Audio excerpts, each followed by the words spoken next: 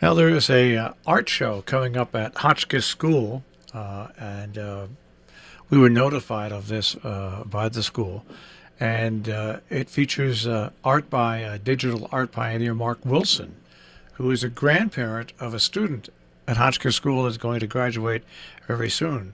And Mark, thanks for joining us today. Thank you.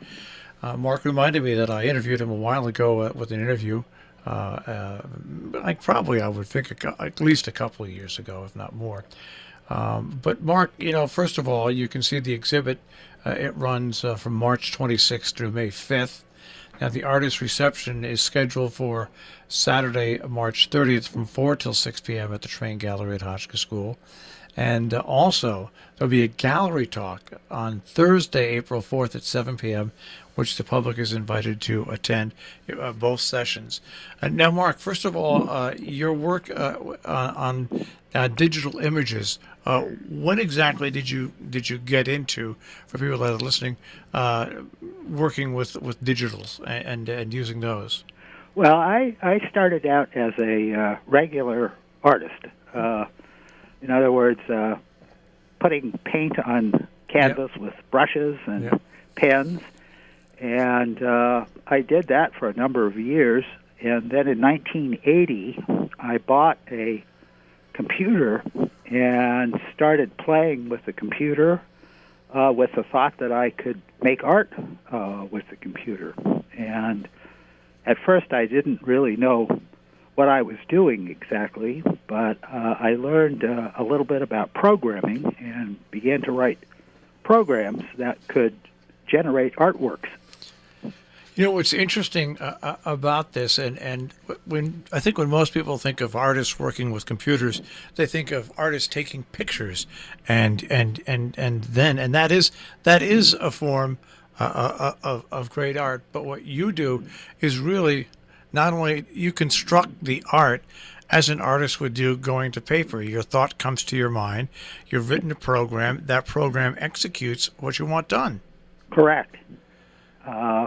The computers, in the early days, most of the so-called computer art was done by people like myself who were writing programs. But as the computers became more and more pervasive, people started using them in all sorts of ways. And as we know, photography today is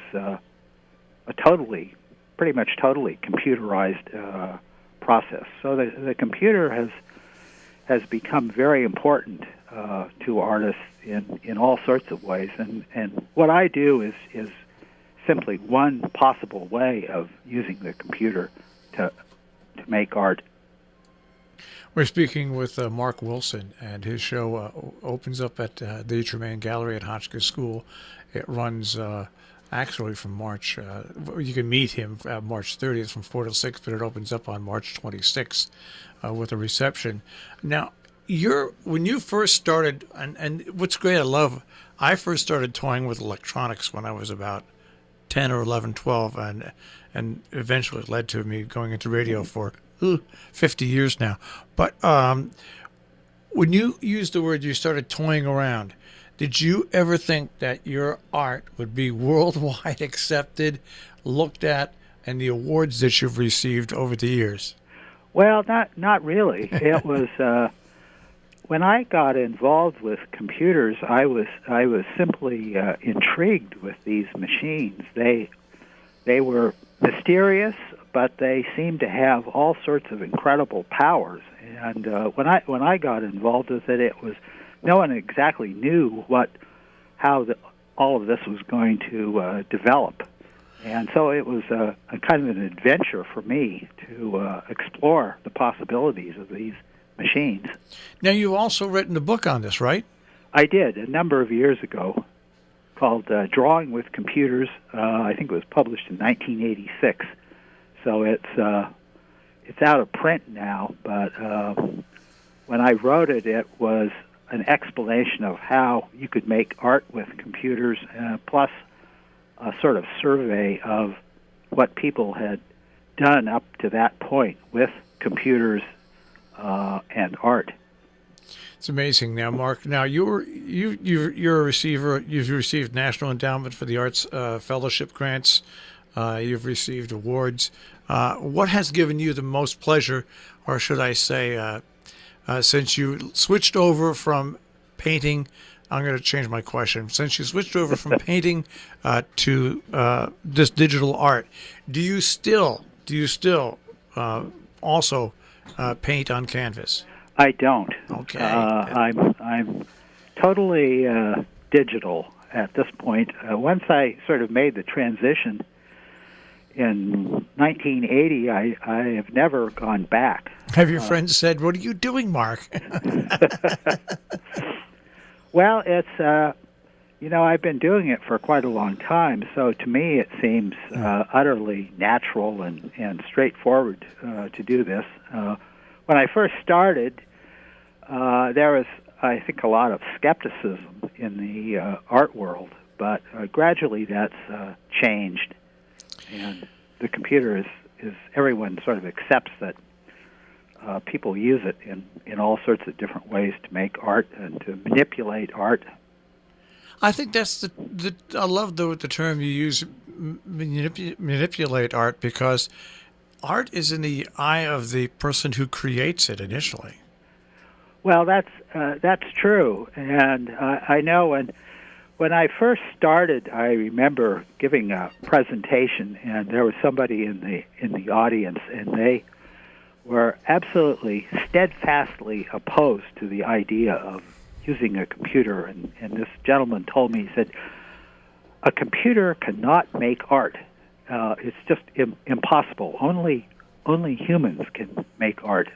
But like photography, artists have used all sorts of technology and exploited technology. And when photography was developed in the 19th century, there were a lot of artists who said that photography is not art. You can't make art with a camera. And again, it's the same sort of process that, it's simply a tool that artists can use to make art.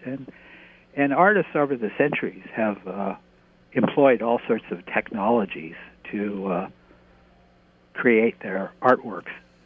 Well, once again, we're speaking with Mark Wilson. His art will be on display at the Tremaine Gallery at the Hotchkiss School beginning March 26th. You can meet Mark on March 30th from 4 to 6. I love what you just said there as well. If you look at art now, take all phases of art.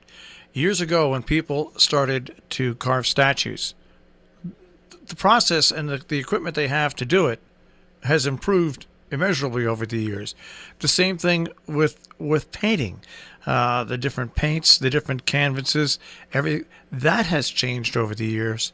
And it doesn't seem people that don't mind that, because when you take putting anything, whether it's on a canvas or a showing, it is art, and it's part of the advance, and I think it's part of the thing that makes art so spectacular, is that it really can touch everybody in any way, in any medium. No, that's right, and it's interesting that a lot of people still use paint and brushes and canvas, and essentially make art the same way that people made art 700 years ago. Yeah. So, there are many different ways to make art, and some people make it the very old-fashioned way, and some people employ all sorts of new technologies to create it in other fashions. Well, is your granddaughter influenced by your art, or does she appreciate your art, or is she going off in a totally different direction? Well, she's actually has taken a number of art courses at Hotchkiss, and she loves to make art. Zoe Wilson is an enthusiastic artist, and she has used various tools, printmaking, painting, drawing. She has done some photography. So far, she hasn't done too much with the computer, but anyway, she's a big fan of my work, and I think it was actually Zoe that told her art teacher about my work, and then that subsequently led to the exhibition at the Tremaine Gallery. So I have to thank my granddaughter for her support. All right. Well, once again, the exhibit opens up March 26th, runs through May 5th, Tremaine Gallery at Hotchkiss School. And you yourself can meet Mark, and that is on Saturday, March 30th from 4 to 6 p.m. It's open to the public. And additional on that, on Thursday, April 4th at 7 p.m., there's going to be a gallery talk. And gallery talks, I think they're fun for people that go there, but are they as much fun for you because you really don't know what questions people are going to ask you? Well, I've done this many times, so I'm used to it, and I enjoy it. And like most artists, they love to talk about their own work, so it's a pleasurable experience. Now, Mark, thanks for taking a few minutes and joining us today. I really appreciated this. Thank you, Marshall.